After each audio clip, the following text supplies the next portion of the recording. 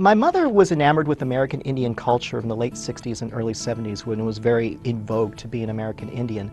And when my father, who was Mexican, subsequently left, she was able to change her name, not legally of course, from Maria Banaga to Running Deer Skyhorse. From what I understand, my father, my biological father, Candido, was a young Mexican-American male who had come to this country and was looking for his own version of the American dream, and he felt that he had found this with my mother. And they soon realized in a very short period of time that attractiveness is not enough to make a marriage work.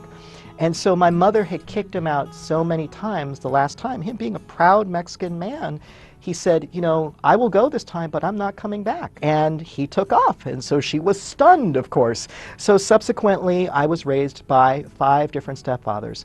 And the way it worked with these father figures was always the same. First, I hated them. Then I slowly grew to trust them. Then I loved them. And then they took off. When I found out that I was Hispanic or Mexican American when I was 12 or 13 years old, my mother encouraged me to continue lying to people because she was living as an American Indian herself. And I would say maybe around high school, I went through sort of my rebellious phase. And for me, rebelling meant I was going to tell people that I was actually a Mexican American because I wanted to be proud of like my Latino heritage. I was dating a young Vietnamese girl at the time. And I thought, well, we've been together 6 weeks. We're clearly going to be together for the rest of our lives. Why don't I like tell her this is who I am? And she dumped me.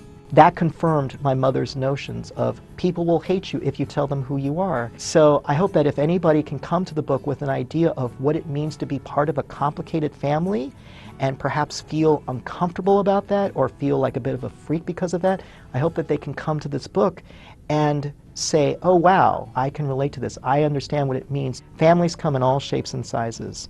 And the sooner you understand that, the better off you'll be with your own unique family.